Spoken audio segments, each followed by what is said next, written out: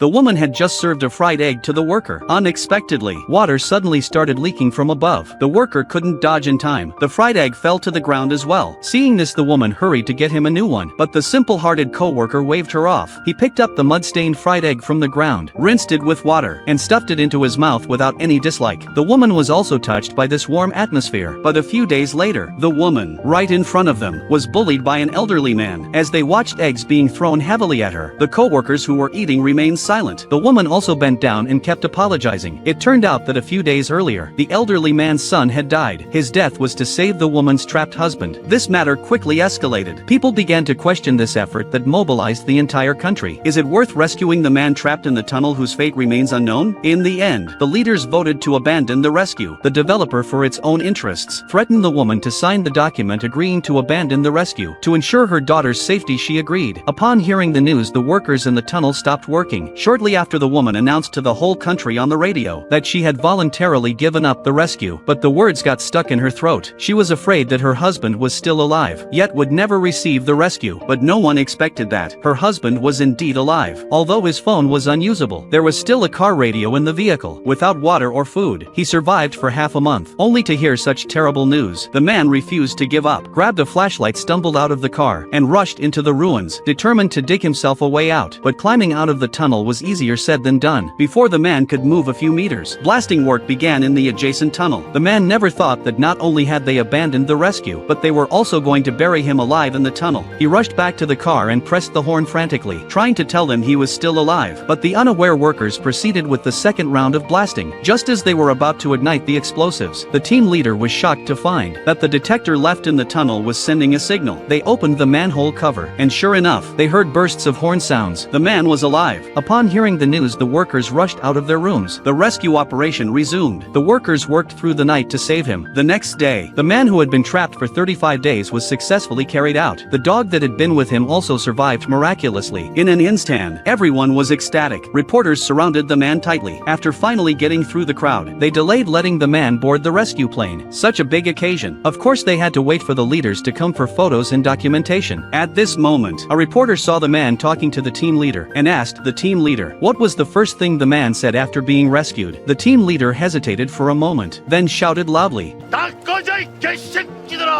just as everyone was stunned. The man gave the team leader a thumbs up, but the news reported that after the man was rescued, he praised the government immediately. The leaders also took the opportunity to emphasize that people's lives are above everything else. But the team leader was demoted and assigned to work as a doorkeeper in a sentry box. He was also ordered to write a self-criticism.